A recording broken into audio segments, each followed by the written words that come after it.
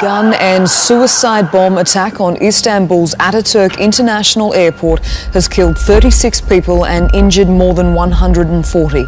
Shortly before the blast, 3 gunmen with AK-47 rifles exchanged gunfire with security guards outside the airport's international terminal.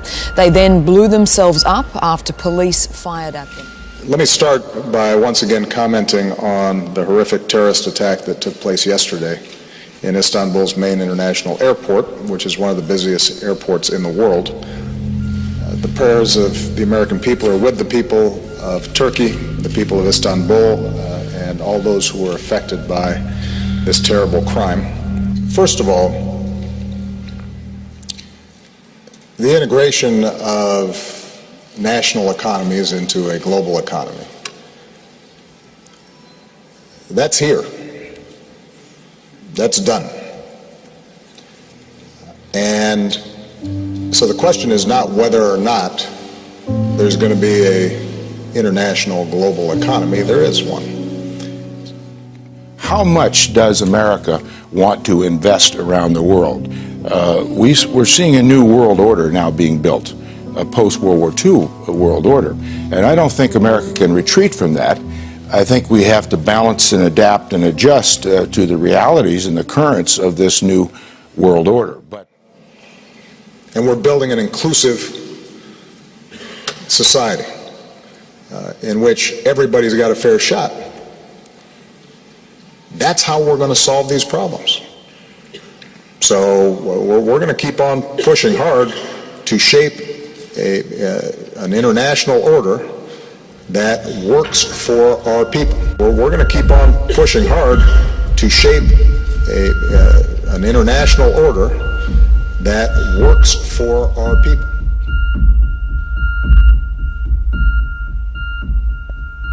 There's been a very, very bloody week for worldwide terrorism. This huge blast at the weekend in the Iraqi capital in Baghdad, of course, killing over 120 people.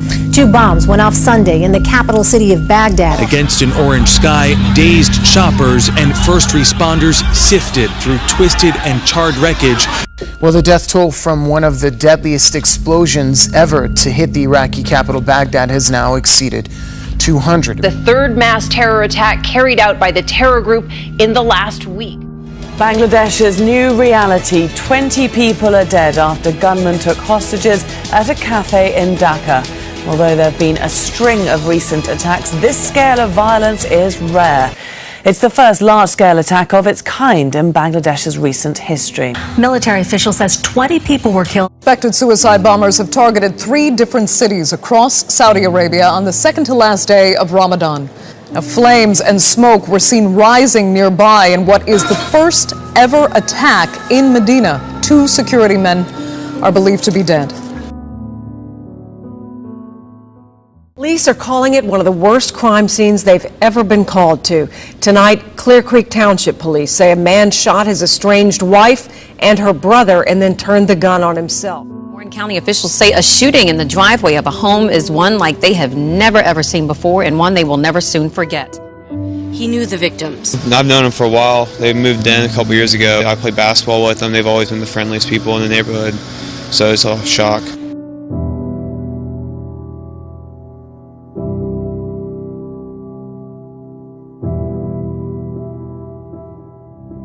Any of these mass shootings, it's, some person who's gone insane, and I don't know what makes a person flip that switch.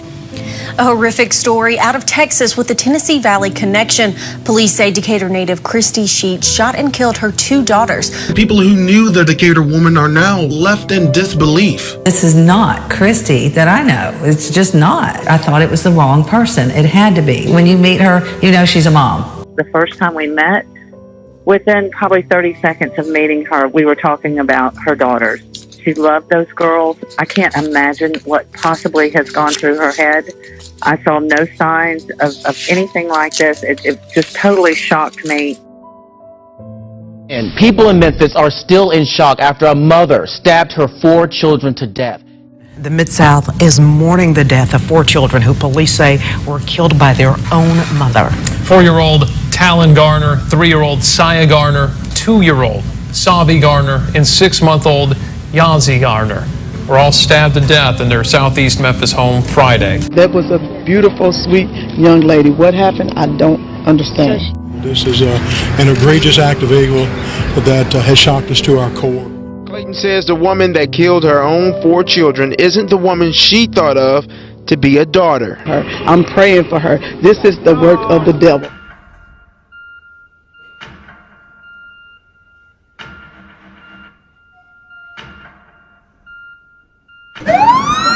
SWAT responded. Neighbors reported hearing several flashbangs, but it wasn't until hours later officers forced their way into the condo and found Djoudim had killed the couple's 3 children before turning the gun on himself. The youngest, 8 years old. And police believe their father also killed his wife before turning the gun on himself. Today was the day the Stonewall became an official national monument.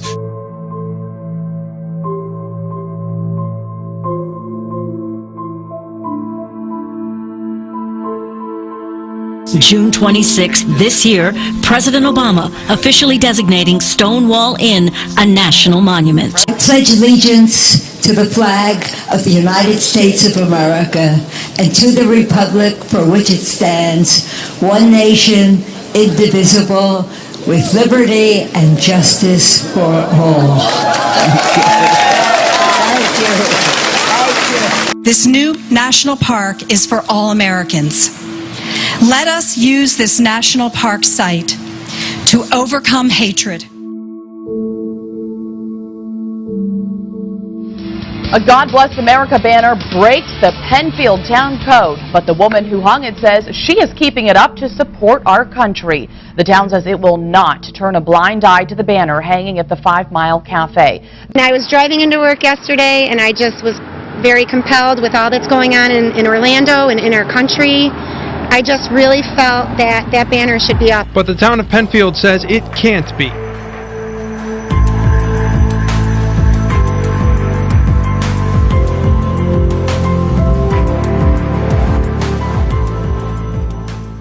At 9:30, I'm Jeremy Hubbard. And I'm Aristea Brady. After telling the pastor last week that he could no longer advertise with the word Jesus, Colorado Springs officials now reviewing that decision.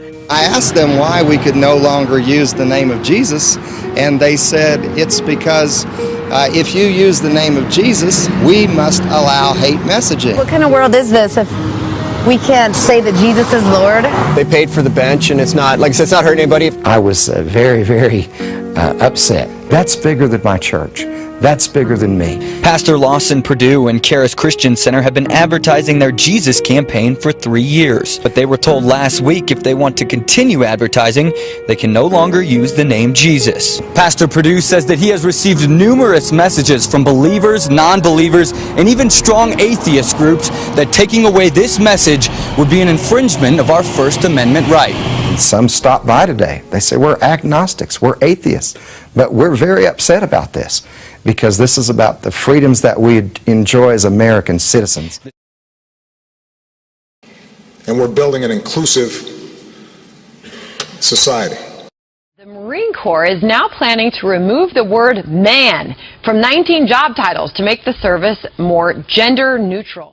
It's been an historic week for the transgender community. On Thursday, Defense Secretary Ash Carter announced the lifting of a U.S. military ban on transgender troops. Today, they can serve openly. And on Tuesday, Democratic primary voters in 2 states elected 2 transgender women, a first for a major party, and they both happen to be named D. What today says is that we're a country of inclusiveness. From October, transgender troops will qualify for medical benefits, including surgery to change gender.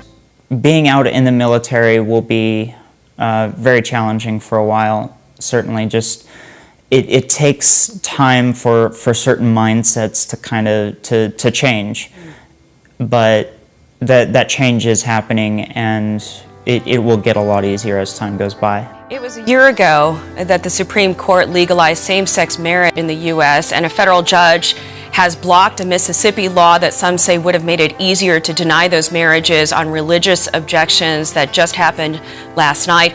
Are we really seeing the dominoes now fall? First in Lower Manhattan tonight, LGBT students and their families gathered to show their pride at the Tweed Courthouse.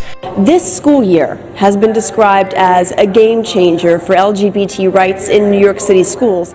That was until Matthew Chrisson became LaGuardia High School's first gender-fluid prom queen. Canada's Prime Minister Justin Trudeau says the country will explore the use of gender-neutral identity cards. I rise today to express my concern about troubling new developments in Russia. Russia's parliament, the Federal Assembly, has just approved so-called anti-terrorism legislation that actually criminalizes free speech and that attacks religious liberty.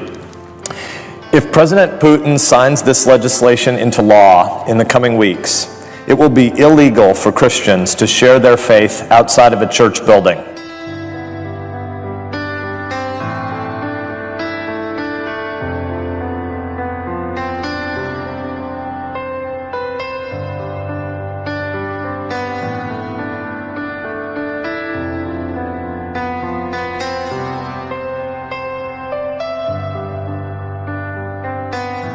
Now, a Lexington business owner is under fire with the town for flying 10 American flags in front of his store. Billie Jean Shaw spoke to town officials who say the owner is violating the town ordinance. I thought maybe it was about time we returned to the patriotism in America. There's not enough of it. It seems to be lost. Bob Michaelis is catching some heat from town officials for placing several American flags in front of his business.